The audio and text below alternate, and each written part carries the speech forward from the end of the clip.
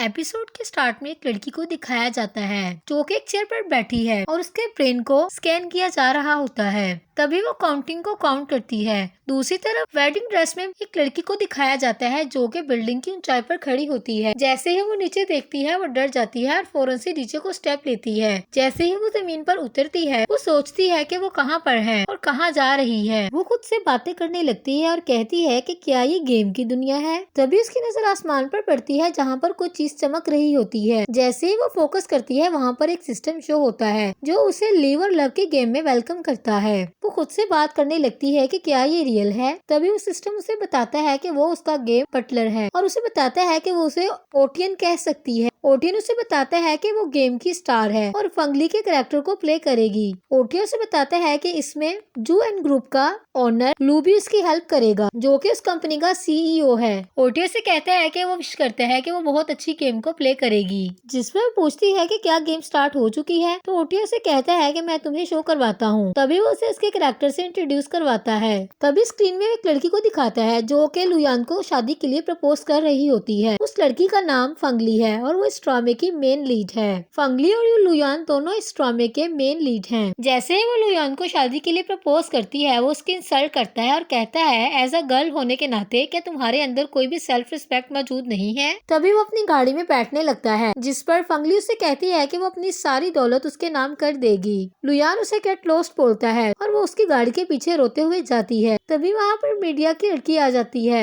और वो न्यूज देती है कि लुयान ने एक बार फिर फंगली के प्रपोजल को चेक कर दिया है। दूसरी तरफ लड़की ओटिया से बात करती है और कहती है कि इसका मतलब है कि मेरे प्रपोजल को फेल किया जाएगा जो कि एक अमीर खानदान का लड़का करेगा। उसे कहती है कि ये बहुत ही ड्रामेटिक स्टोरी है। तभी ओटिया उसे बताता है कि वह लुयान से शादी करेगी और अपनी सारी प्रॉपर्टी एंड फैमिली के नाम ट्रांसफर करेगी जब उसके फादर की डेथ हार्ट अटैक से हो जाएगी। दूसरी तरफ स्क्रीन में फंगली अपने डैड से हॉस्पिटल में बात कर रही होती है कि उसे लुयान बहुत पसंद है। वो अपने फादर से कहती है कि आप बहुत ही यूजलेस हैं। जैसे वो ये बात करती है उसके फादर की कंडीशन और क्रिटिकल हो जाती है। ओटिया उसे बताता है कि शादी के दिन उसे पता चलेगा कि उसका ग्रूम लुयान नहीं है। तभी स्क्रीन में दिखाया जाता है कि फंगली एक आदमी से बात करती है। वो कहती है कि आपने मुझसे प्रॉमिस किया था कि आप मेरी शादी लुयान से करवाएंगे। वो कहती है कि वो लुयान से शादी करना चाहती है ना कि एन यश से जो कि एक लूजर है। जिस पर उसे कहता है कि क्या तुम पागल हो गई हो, मैंने तुम्हें लुयान के लिए कब रेफर किया था। तभी फंगलू ने कहती है कि वो उसे उसकी फैमिली के असिस्ट को वापस करे। जिस पर उस पर चिल्लाता है और कहता है तुम बेवकूफ नहीं हो,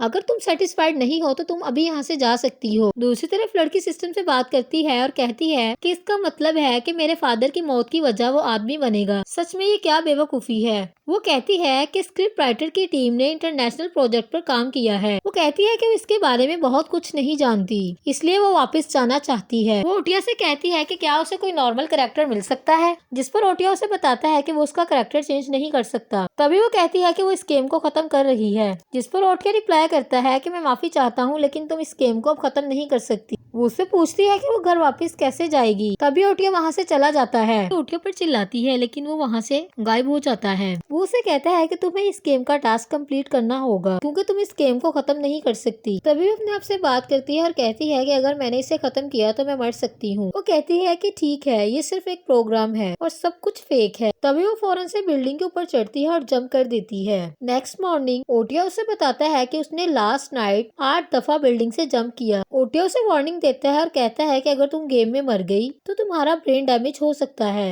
टास्क कंप्लीट करने के बाद तुम गेम को खत्म कर सकती हो। जिस पर वो सिर्फ ओके बोलती है और कहती है कि ये सिर्फ एक गेम है। तभी वो कहती है कि सीईओ बनने में उसकी मदद कौन करेगा। जिस पर ओटिया उसे बताता है कि लुयान उसकी हेल्प करेगा। तभी उसे कहती है कि उसे 10 मिनट्स दे, वो जल्द वापस आएगी। तभी वो जॉइन ग्रुप जाती है जिस पर 2 गार्ड उससे पूछते हैं कि वो उसकी क्या हेल्प कर सकते हैं। तभी वो बताती है कि वो लू से मिलने के लिए यहाँ पर आई है। जिस पर उसे रिप्लाई किया जाता है कि अगर लुयान को उसकी जरूरत होगी तो वो उसे खुद बुलाएगा। तभी ओटिया उसे बताता है कि लुयान उससे उसके पीछे 10 मिनट्स की दूरी पर मिलेगा। दूसरी तरफ वो लुयान की गाड़ी में जाकर बैठ जाती है और उससे पूछती है कि क्या वो लुयान है। तभी वो अपने ड्राइवर से कहता है कि वो कार को वॉश करे क्योंकि अब कार गंदी हो चुकी है। जैसे ही वो कार से बाहर जाने लगता है फंगली उसका हाथ पकड़ लेती है लेकिन वो अपना हाथ छुड़वा लेता है। जैसे ही वो अपनी साइड का डोर ओपन करने लगती है वो देखती है कि उसका ड्रेस डोर में फंसा होता है जिस वजह से डोर ओपन नहीं होता। दूसरी तरफ वो शादी की ड्रेस में ही शॉपिंग मॉल जाती है। अब खुद से बात करती है और कहती है ये कैसी गेम है। वो कहती है कि लुयान कैसा डोमेंडरिंग मैन है। तभी वहाँ पर रोटी आ जाता है और उसे कहता है कि मैं यहाँ पर हूँ, जिस पर वो रिप्लाई करती है कि मैं तुम्हारे बारे में बात नहीं की, इसलिए तुम खामोश रहो। दूसरी तरफ वो रिसेप्शन पर जाती है, वहाँ पर खड़ी लड़की से कहती है कि क्या वो सैंडविच उसके लिए गर्म कर देगी, जिस पर उसे कहती है कि पहले उसे बिल पे करना होगा। तभी वो उसे कहती है कि क्या यहाँ पर पैसे इस्तेमाल होंगे, जिस पर वो लड़की से कहती है कि क्या तुम पागल हो। वो उसे बिल पे करने के लिए बोलती है और उसके दूसरे हाथ में कॉफी की बोतल देखकर कहती है कि तुमने इसे पी लिया। तभी वो उसे कहती है कि क्या तुम्हारे अंदर कुछ मैनर्स हैं। लड़की उसे कहती है कि अगर उसने बिल ना पे किया तो वो पुलिस को कॉल करेगी, जिस पर वो हैरान होकर कहती है कि क्या यहाँ पर पुलिस भी है। तभी वो लड़की से कहती है कि मेरे साथ गेम प्ले करना बंद करो। उसे कहती है कि तुम्हारे पास बिल नहीं है, जिस पर वो कहती है कि नहीं। वो उससे माफी मांगती है और कहती है कि उसके पास कुछ कैश नहीं है। तभी लड़की से कहती है कि अपने हस्बैंड को कॉल करो और उसे बोलो यहाँ पर आकर पे करे। वो कहती है कि तुम्हारा हस्बैंड कहाँ पर है, जिस पर वो कोई जवाब नहीं देती। तभी वो लड़की से कहती है कि तुम क्या कर रही हो, तुमने वेडिंग ड्रेस वेयर किया हुआ है और तुम्हारे पास पैसे तक नहीं है। तभी वहाँ पर एक लड़का आ जाता है और अपना क्रेडिट कार्ड देते हुए उसे कहता है कि आप यहाँ से बिल पे कर दें। वो उसकी तरफ हैरानगी से देखने लगती है और सोचती है कि ये आदमी कौन है। एक्चुअली उस लड़की का नाम मिस्टर एन होता है। मिस्टर एन उस लड़की को डांटने लगता है और कहता है कि तुम्हें अपने मैनर्स पर अटेंशन देने की जरूरत है। एन उस पंख से सॉरी करता है और कहता है कि मैं आपसे अपोलोजाइज करता हूँ। तभी ओटिया उसे रिमेम्बर करवाता है कि ये एन यश है, ये इस गेम का कैरेक्टर है। तभी ओटिया से कहता है कि उसे यहाँ से भागना होगा ताकि वो एन के साथ शादी कर सके, जिस पर एन से बात करने लगती है और कहती है कि मुझे तुम्हारे साथ भागना होगा। तभी अपने आप से बात करने लगती है और कहती है कि फंगली ने अपना सारा पैसा लुयान को दिया ताकि वो उसके साथ शादी कर सके, जिसके नतीजे में एन फैमिली ने उसे धोखा दिया और उसे ट्रैक करने के बाद उसकी शादी किसी दूसरे इंसान के साथ करवा दी। तभी वहाँ पर ओटिया आ जाता है और वो उसे कहता है कि ये बात बिल्कुल दुरुस्त है। वो उससे पूछती है कि वो लड़की अपनी ही शादी पर क्यों भागी। वो कहती है कि वो लुयान से ही शादी क्यों करना चाहती थी। तभी डोर नॉक होता है और ओटिया जल्दी से वहाँ से गायब हो जाता है। एनिश के हाथ में खाना होता है और वो अंदर आता है। वो उसे कहता है कि तुमने खाना क्यों नहीं खाया, क्या ये तुम्हारे टेस्ट के अकॉर्डिंग नहीं है, जिस पर उसे कहती है कि मैं तुमसे एक सवाल करना चाहती हूँ, क्या हमें अपनी शादी पर भागना चाहिए? तुम्हें यकीन है कि तुम मुझे अच्छी तरह ट्रीट कर सकोगे? एन उसे कहता है कि इन सब के बाद जब मेरे फादर ने तुम्हें डिसीव किया, तुम्हें धोखा दिया, तो मैं इन सब के बाद तुमसे माफी मांगना चाहता हूँ। तभी वो दिल ही दिल में सोचती है कि ये आदमी बहुत अच्छा है, गुड लुकिंग भी है। उसे कहती है कि वो बहुत पोलाइट है। तभी उसे कहती है कि वो लुयान से बहुत बेहतर है, जिस पर वो स्माइल करता है और कहने लगता है कि मिस फंग प्लीज आप मेरे साथ जोक मत करें, वो एक बहुत ही अच्छा इंसान है, मैं उससे बहुत दूर हूँ। तभी वहाँ पर कुछ लोग आ जाते हैं। एंड उससे पूछता है कि वो यहाँ पर क्या कर रहे हैं, जिस पर वो कहते हैं कि हम माफी चाहते हैं, हमें यहाँ से जाना होगा। तभी एन उनसे कहता है कि उन्हें फिक्र करने की जरूरत नहीं है, अगर बोर्ड उन्हें प्रेशराइज कर रहा है तो मैंने बता दूं कि ये मेरा डिसीजन था। वो कहता है कि आप लोगों को रिजाइन करने की जरूरत नहीं है, जिस पर वो हंसने लगता है और कहता है कि हम रिजाइन नहीं कर रहे, हम सब ट्रांसफर हो रहे हैं। तभी वो मिस्टर एन को बताता है कि कंपनी ने उनके वर्क को अप्रिशिएट किया है, इसीलिए उन्हें कंपनी ट्रांसफर करनी होगी। वो उन्हें बताते हैं कि उनके पास 10% प्राइसेस हैं। तभी मिस्टर एन उनसे कहते हैं कि तुम लोगों ने मुझे एडवाइस दी थी कि मैं कर्ड ऑयल को बाय करूं और उसकी प्रमोशन की रिस्पॉन्सिबिलिटी तुम लोगों ने खुद ली थी, जिस पर वो स्माइल करने लगता है और कहता है कि मुझे इस बारे में कुछ भी याद नहीं है। तभी वो अपनी जेब में से एक डॉक्यूमेंट्स निकालकर एन के मुंह पर मारता है और उसे गुड लक बोलता है। तभी पास वाली लड़की अपने आप से बात करने लगती है और कहती है कि अब मुझे पता चल गया कि हमें अपनी ही शादी पर क्यों भागना था, क्योंकि ये एक लूजर है। तभी वो लड़की उठकर खड़ी हो जाती है और कहती है कि अब मुझे घर वापस जाना चाहिए। मिस्टर एन से पूछता है कि वो कहाँ जा रही है, तो ओटिया उसे रिमाइंडर करवाता है कि उसके बाप की मौत के बाद उसके घर पर उसकी आंटी और अंकल कब्जा कर लेते हैं और उससे वो उस घर से निकाल देते हैं, इसीलिए वो अभी होमलेस है, उसके पास रहने के लिए कोई जगह नहीं है। उसकी आंटी से कहती है कि अगर वो दोबारा इस घर के बाहर नजर आई तो वो उसकी टांगे तोड़ देगी।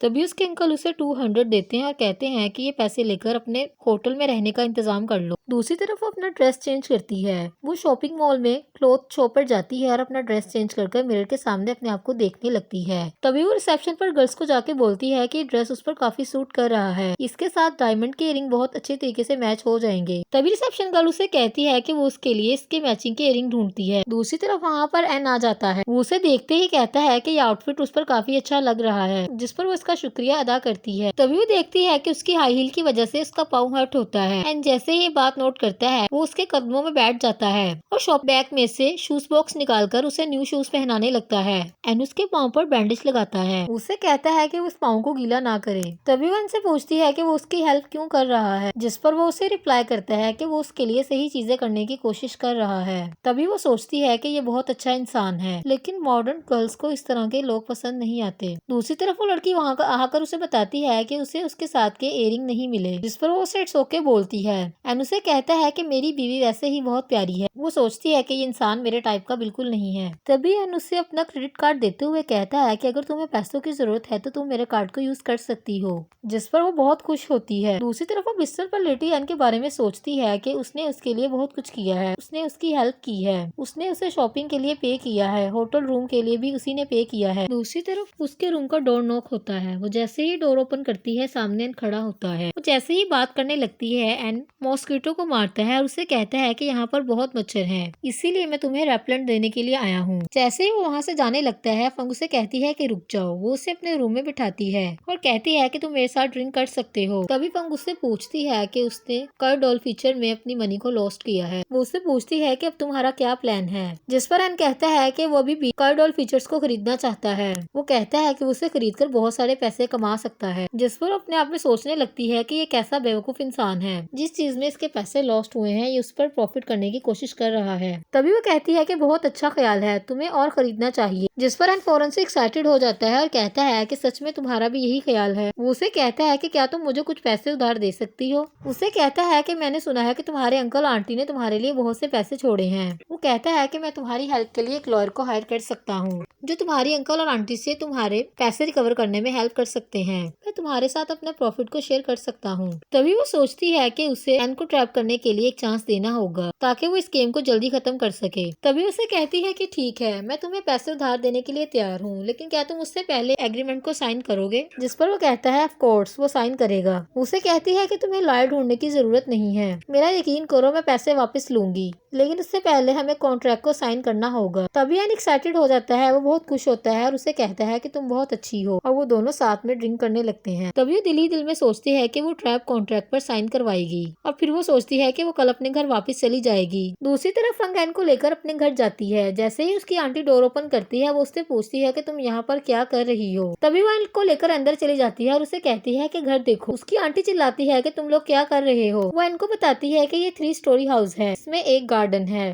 तभी एन उसके घर की पिक्चर्स बनाने लगता है। एन उससे पूछता है कि वो क्या अपस्टेयर के ऊपर जाकर देख सकता है, जिस पर उसकी आंटी कहती है कि कोई चीज मत तोड़ना। तभी उसकी आंटी फंगली को आवाजें देती है, जिस पर वो कहती है कि आपको ज्यादा ऊंची आवाज में बात करने की जरूरत नहीं है, मैं आपको सुन सकती हूँ। तभी वहाँ पर उसके अंकल आ जाते हैं। उसकी आंटी उसके अंकल को बताती है कि वो उसके घर को बेच रही है, जिस पर फंगली कहती है कि आपका घर। वो उन्हें कहती है कि ये मेरा घर है, जिस पर उसके अंकल उसे कहते हैं कि तुम्हारे पास क्या प्रूफ है कि ये घर तुम्हारा है। उसकी आंटी उस पर चिल्लाती है और उसे कहती है कि मैं तुम्हें बहुत अच्छा सबक सिखाऊंगी। तभी वो उस पर हाथ उठाने लगती है तो वो फौरन से उसका हाथ पकड़ लेती है। तभी उसके अंकल को उस पर गुस्सा आता है और वो उस पर वार करने लगते हैं कि तभी वहाँ पर एन आ जाता है और वो उनका हाथ रोक लेता है। एन उसे कहता है कि 100 मिलियन ओके है, जिस पर उसके अंकल उस पर गुस्से से पूछते हैं कि तुम कौन हो। तभी वो बताता है कि वो जो एन ग्रुप का सीईओ मेंबर है। जैसे ही उसके अंकल और आंटी उसका इंट्रोडक्शन सुनते हैं तो फौरन से हैरान हो जाते हैं और उसके अंकल स्माइल करने लगते हैं और कहते हैं कि इसका मतलब है कि तुम एन फैमिली के बड़े बेटे हो। तभी उसके अंकल और आंटी उससे माफी मांगने लगते हैं और कहते हैं कि हमें माफ कर दो, ये घर तुम्हारा है और हम ये घर तुम्हें वापस करते हैं। उसकी आंटी कहती है कि हम एक खानदान हैं, जिस पर फंगली कहती है कि ये एक्सप्लेनेशन आप पुलिस को दीजिएगा। तभी एन उसे इशारा करता है, एक बच्ची दिखाता है जो कि विंडो से अंदर देख रही होती है। जैसे वो बच्ची को देखती है वो कहती है कि मेरा मूड आज अच्छा है, चुपचाप मेरे